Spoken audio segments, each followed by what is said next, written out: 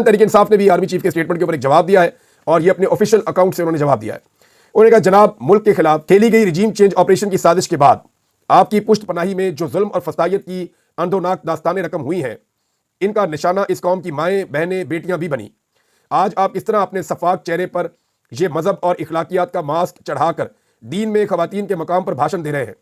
गुज़िश्ता 2.5 साल में औरतों को घसीटा, उनकी चादर खींचना, उन पर इद्दत जैसे घटिया मुकदमा बनाना, उन्हें पाबंदे सलासल करना, घरों का तकद्दुस पामाल करना, ये सब आपके इस बयान के मुनाफी है।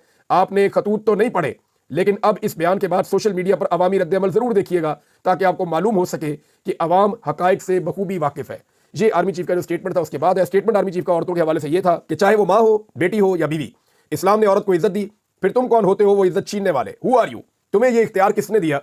कोई इसे नहीं छीन सकता। ये आर्मी चीफ का स्टेटमेंट था। और उसके बाद फिर जो स्टेटमेंट आए एक के बाद एक, और वो वीडियोस और तमाम चीजें लोगों ने निकाल कर लगाई जो जुल्म और बर्बरियत पाकिस्तान तरीके इंसाफ की खवातीन के साथ की गई है। अगर कोई ये कहेगा ना कि 9 मई की वजह से की गई है, तो मैं आपको दर्जनों ऐसी वीडियो दिखा दूंगा और दर्जनों ऐसी चीजें निकाल कर ले आऊंगा जो 9 मई से पहले की हैं।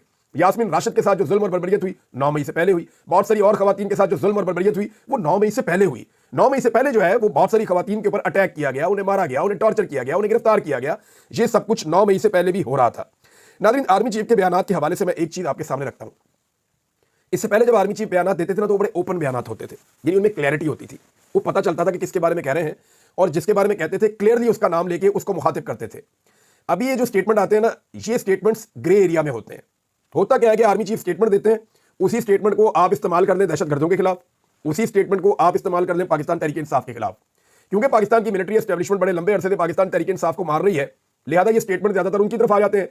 और जो हुकूमत है या हुकूमत के लोग हैं वो करते ये हैं कि आर्मी चीफ के स्टेटमेंट को उठाते हैं और पीटीआई के ऊपर चढ़ाई कर देते हैं। और हुकूमती सहाफी, हुकूमती लोग या टाउट्स हैं, वो ये कहते हैं जी आर्मी चीफ अब नहीं छोड़ेंगे पीटीआई को, और अब एस्टेब्लिशमेंट ने फैसला कर दिया, आर्मी चीफ का स्टेटमेंट ये बता रहा है कि वो पूरे अज़म के साथ अब पीटीआई की खैर नहीं है।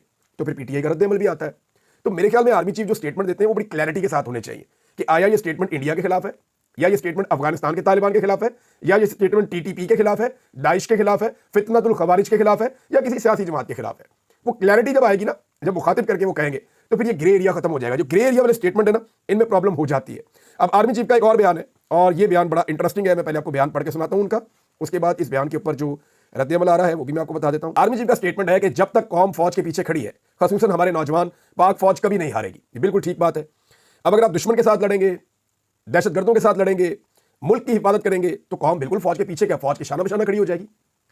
यानी पूरी कौम फौज के शाना बशाना खड़ी होगी जब दुश्मन के साथ फौज लड़ेगी, जब अपनी सरहदों को महफूज बनाएगी, जब दहशतगर्दी के खिलाफ लड़ेगी, जब अपने लोगों की हिफाजत करेगी। तो लोग फौज के पीछे नहीं खड़े होंगे, लोग फौज के शाना बशाना आके खड़े हो जाएंगे।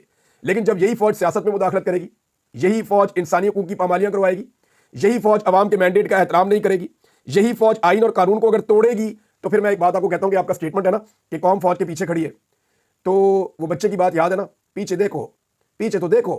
तो अगर आप सियासत में मुदाखलत करेंगे, आइन और कानून को तोड़ेंगे और आप जो है वो वही चीजें करेंगे जो इससे पहले भी डिक्टेटर्स करते रहे हैं, यानी आप मैंडेट को तस्लीम नहीं करेंगे, इंसानी हकूक की खिलाफ वर्जियां करवाएंगे, तो जब ये सारी चीजें होंगी ना, तो फिर कौम, आप कह रहे हैं पीछे खड़ी है, तो पीछे देखो, पीछे तो देखो, पीछे नहीं खड़ी। फिर कौम पीछे तब खड़ी होगी जब पीछे क्या, शाना बशाना खड़ी होगी, जब दुश्मन के साथ फौज लड़ेगी। लेकिन जब फौज को इस्तेमाल किया जाएगा या एजेंसियों को इस्तेमाल किया जाएगा अपने लोगों के खिलाफ, जैसा कि किया गया है, यानी मैं इंडिया के साथ जब या किसी और मुल्क के साथ या किसी दुश्मन के साथ फौज लड़ेगी तो उसके साथ खड़ा हूंगा। लेकिन अगर मुझे ही उठा के हुकूमत खाने में डाल देगी तो फिर मैं कहां खड़ा हूंगा?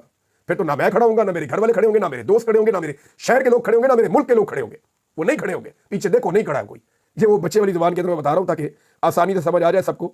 अब नाजरीन, मुराद सईद साहब ने 2-3 स्टेटमेंट दिए हैं, वो स्टेटमेंट्स मैं आपके सामने रखता हूं। एक तो उन्होंने शुक्रिया अदा किया पाकिस्तानियों का। उन्होंने कहा जी, करक की आवाम अपने अमन के लिए निकल आए हैं, अब आपका काम है कि इनकी आवाज़ हर जगह पहुंचाना। जब सिक्योरिटी के जिम्मेदारान पार्लिमान, अदलिया, मीडिया, इलेक्शन कमीशन और दीगर इदारे फतह करने के बाद चलगोजे की काश्त और खेती बाड़ी में मसरूफ हों, जब उनकी तमाम तवानाइयाँ मुल्क के मकबूल तरीन लीडर और उनकी पार्टी को कुचलने और उनके खिलाफ बयानियाँ बनाने में मसरूफ रही हों, जब हिफाजत करने वालों से ही आपको खतरा हो, तब आपको अपना अमन खुद बहाल करना पड़ता है। जब आग घर की दहलीज पर हो और आग बुझाने वाले आग भड़का रहे हों, तो अपने घर और अपने प्यारों को खुद बचाना पड़ता है। मेरे पाकिस्तानियों, ये मुल्क हमारा है, ये घर हमारा है और हमने मिलकर तमाम सियासी वाबस्तगियों, जात पात, कौमियत से बालातर होकर इसको बचाना है। 2022 में जब मालाकंड, स्वात, दीर, बुनेर में ये जंग लाई गई थी, तो 2 मरतबा हमने अपने जोरे बाजू से इनको निकाला था। अब सबका फाटा और जनूबी इजला से इनको निकालने का अज़म करना है। करक आगाज है।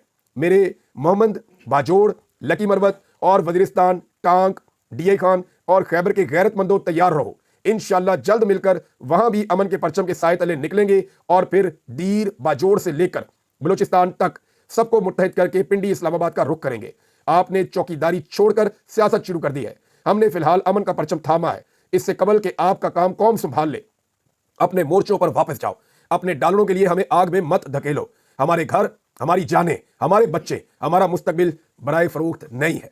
ये जनाब स्टेटमेंट है मुराद सईद का, बहुत इंपॉर्टेंट और बड़ा सख्त स्टेटमेंट है। और वो फौज से ये कह रहे हैं कि आप अपने मोर्चों में जाइए, हमें अमन चाहिए और दीगर चीज़ों के अंदर जो मुदाखलत कर रहे हैं वो मुदाखलत ना करें। पाकिस्तान की देखें होता क्या है, फौज की मुदाखलत बड़े लंबे अरसे से चल रही है, लेकिन डिक्टेटरशिप के दौर में भी ऐसी मुदाखलत नहीं होती थी जैसी मुदाखलत अब हो रही है।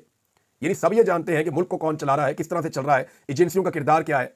यहाँ पे खवातीन को अगवा किया गया, बच्चों को अगवा किया गया, टॉर्चर किया गया, सहाफियों को अगवा किया गया, शायरों को अगवा किया गया, हर तबके के लोगों को दबाया गया, कुचला गया। और अभी ये जो मैं आपको बता देता हूं कि आर्मी चीफ का एक स्टेटमेंट आया है और उसके बाद जिस तरह का उसके ऊपर रद्देअमल आया है, इस रद्देअमल के बाद आप ये देखेंगे कि दोबारा से सोशल मीडिया को कुचलने के लिए, सहाफियों को और जितनी भी आवाज़ें हैं एक्टिविस्ट की, उन तमाम को कुचलने के लिए दोबारा एक क्रैकडाउन किया जाएगा और इसका गुस्सा उतारा जाएगा।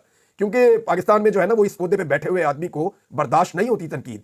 बर्दाश्त, ताकत बहुत है ना, बहुत बड़ी ताकत है। बंदूक आपके हाथ में है, बूट आपके पैरों में है, तो ताकत बेशुमार है।